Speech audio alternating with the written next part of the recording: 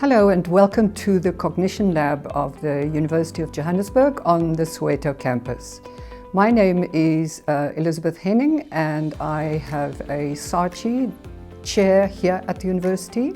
That means that it is a National Research Foundation and Department of Science and Innovation grant to run this chair and to do research in a specific area for another 5 years. This is now my second term and our work has now developed from studying basic mathematical cognition with standardized tests and with some other innovative methods, translating these tests into several South African languages, the latest one being Tshivenda, that we realized we need to know a bit more.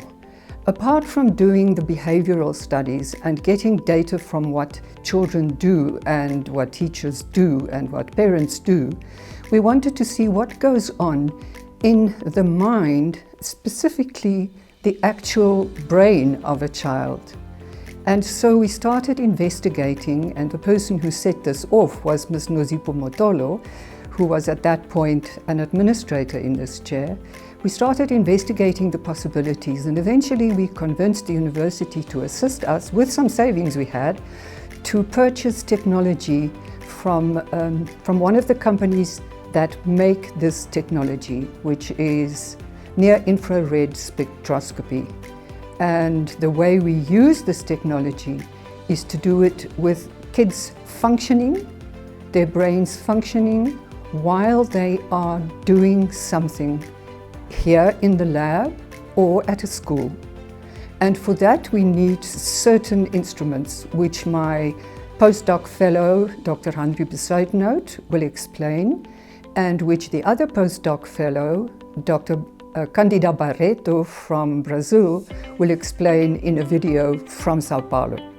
What we hope to find in the end, after analyzing the experimental data, is to see how, for instance, does a child operate in the cortex, learning or doing mathematics or reading in different situations.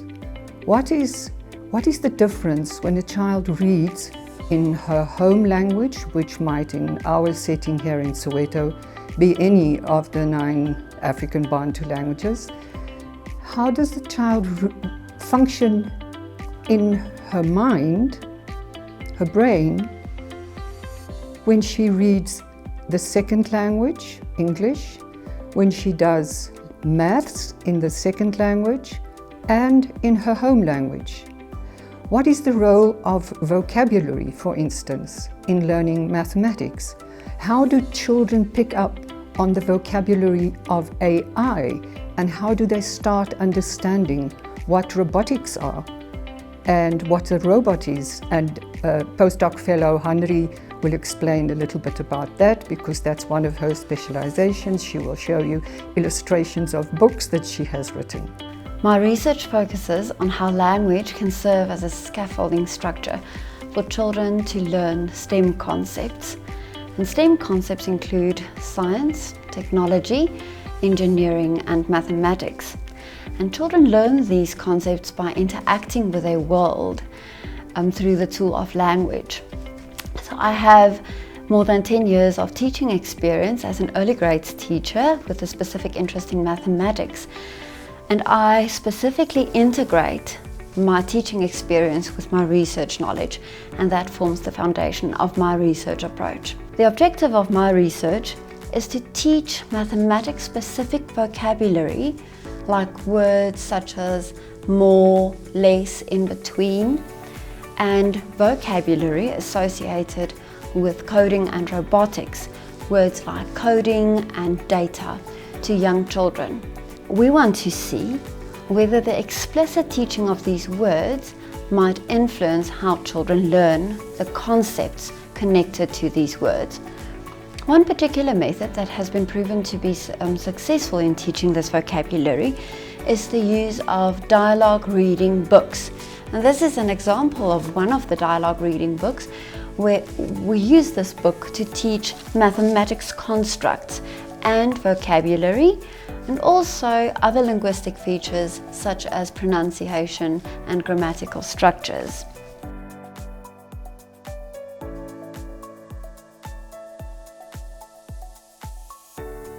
Hello everyone, my name is Candida Barreto and I'm going to explain a little bit about how I became a postdoc at University of Johannesburg. I have a bachelor and a master degrees in physics, and during my master degree I started my journey in the neuroscience field because in my master I worked in a multidisciplinary group and I used physics to analyze electroencephalography data from patients with attention deficit hyperactivity disorder. So the idea was to use the physics tools to investigate the effects of neurostimulation in those patients. After this project, I decided to go to the PhD in neuroscience and cognition. So I moved from physics to neuroscience and cognition. This was a very challenging moment in my life because I had to work with different fields of research and different ways of doing research, but it was very worthy, and I'm very happy to that I had this opportunity. So during my PhD, I worked with a technique that's called FNIRS, which is functional near-infrared spectroscopy. With this technique, we can measure brain activity of individuals performing several tasks, including everyday tasks. For example, one of my experiments, I collected the brain data of teacher and students simultaneously while they were interacting with each other. Still during my PhD, I was awarded with a prestigious scholarship called the Fulbright Scholarship, where I spent 1 year at the USA to work at Drexel University. There, I learned more and more about FNIRS technique and brain imaging in general. After that, I came back to Brazil, where I defended my PhD, and then I was hired as a postdoc at University of Johannesburg. This is a remote experience, so I worked from Brazil to UJ, but it has been a very rich experience. In this project, I was hired to help to implement the first FNIRS laboratory in the South Africa University, which is the University of Johannesburg, and I'm very happy to be part of this team. As a result of this postdoc, the preliminary results, we already have submitted some papers in peer-reviewed journals. Also, I have presented the society a few weeks ago in the conference of this FNIRS Society, and as future goal, I'm going to travel to visit UJ in November in this year, so next month, where we're going to conclude this FNIRS setup, and we're going to start piloting some studies in order to get all prepared to formally start data collection in the next year, which is 2022. I'm Kathleen van Seca. I'm a senior lecturer in the Department of Childhood Education here on the Soweto campus. I'm also the lead researcher in a project where we're looking at neuroimaging of how kids learn. So it is situated in the cognition lab in the SARChI chair, which is directed by Prof. Henning. So it's been quite a journey. It's been a great learning curve for me of getting introduced in how to work with the equipment, what we call the abbreviation, which is the FNIRS. So we've started with a small interest group where we look at how to use the device and how to set up experiments in how to do it. So I've learned a lot about how to use. So this is part of the instruments that we would use. So this is what we would call the cap, and we would mount grommets there that would link from a computer that would link to the brain. Yeah, so how it works is that we use light, the infrared light, that would penetrate, but it does not penetrate very deep into the brain. And it picks up the blood flow. So we're looking at the oxy and deoxyhemoglobin blood flow in, and that is how we monitor, and that is how we can read on the screen where brain is activated. But it is both.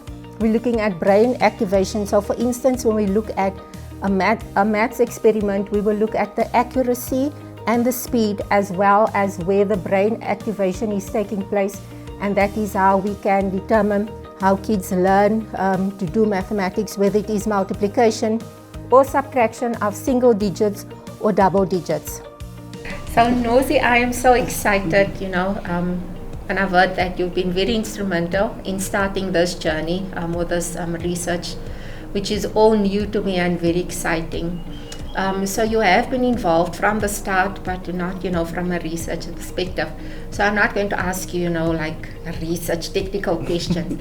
Just because you're a mum, would you, avail yourself, or would you be comfortable, for us to, not to test, but just to see, how your child is learning using the CAP or the FNIRS instruments to see, where the brain is activated of your child? Would you be comfortable to, allow your child to partake in a study like that? Well, look, it depends. It depends mostly on who's going to be conducting the research and the purpose of the research, of course. Okay. Why are you testing my son, and what are you looking for? But if it's someone I trust, I definitely would agree to it. Okay. Yeah. So thank you so much, Nozi. I think you can trust us, and we will be calling on your child if he's available. Thank you. The University of Johannesburg, the future reimagined.